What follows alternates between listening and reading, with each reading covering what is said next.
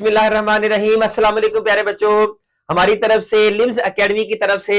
आप सबको दिल की अथाह गहराइयों के साथ बहुत बहुत ईद की खुशियां मुबारक हों। हमें दुआओं में लाजमी याद रखिएगा, हम भी आपको दुआओं में याद रखेंगे, क्योंकि वो बच्चे खास तौर पर जिनके एग्जाम्स बिल्कुल करीब हैं, 10th क्लास के स्टूडेंट्स, उनके लिए एक